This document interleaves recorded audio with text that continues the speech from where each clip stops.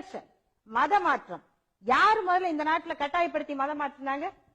வரலாற்றை எடுத்து பாருங்க. சமணர்களை கழுவேற்றிய சைவர்கள்னு பெருமையா பேசல. உலகத்துல எந்த மதம் வன்முறை இல்லாமல், மத மாற்றம் இல்லாமல் எந்த மதம் நடந்திருக்கு? ஆதிசங்கரர் புத்த பிட்சுக்களை தீக்கிரையாக்கல. கொஞ்ச நேரம் பேசாம இருங்க, நான் சொல்றேன்.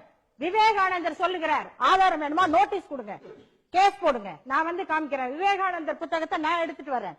விவேகானந்தர் சொல்லுகிறார், புத்தரின் அன்பு இதயம் மட்டும் ஆதிசங்கரருக்கு இருந்திருக்குமானால் இந்த நாட்டின் வரலாறு வேறு மாதிரியாக இருந்திருக்கும். உங்க விவேகானந்தர் புத்தகத்துல இருக்கு, நான் வச்சிருக்கேன், ஆதாரம் இருக்கு, காட்டுறேன். இன்னும் என்ன சொல்றாரு தெரியுமா?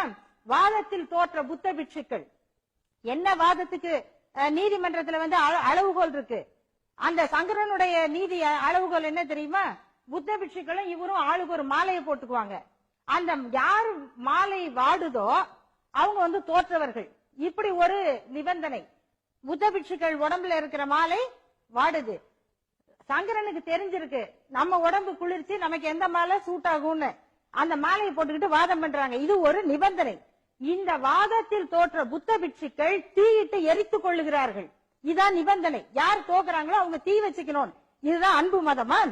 அவர்களால் இடிக்கப்பட்ட புத்த மடாலயங்கள் எத்தனை, அதெல்லாம் மீட்க வேண்டாமா? வரலாற்று மீட்கிறதுனா எங்க இருந்து மீட்கிறது? புத்த பிட்சுகள் இடிக்கப்பட்ட புத்த மடாலயங்களை மீட்கணும்னு வந்தா உங்களால அடித்து விரட்டப்பட்ட புத்த பிட்சு தான் இலங்கையில இன்னும் வன்மத்தோட இருக்கான். அது அங்க இருக்கிற சிவன் கோயிலையும் முருகன் கோயிலையும் தன்னோட எதிரியாக பாக்குறதுக்கு காரணம் நீங்கள் அடித்து விரட்டிய வரலாறு. புத்தர் இந்த நாட்டுல பிறந்தவர் இல்லையா? தேஜ் பகதூர ரெண்டா பிளந்தாங்கன்னு சொன்னீங்களே, இந்த புத்த பிட்சுக்களை கொன்றதுக்கு எங்க போய் நம்ம நியாயம் கேட்கறது?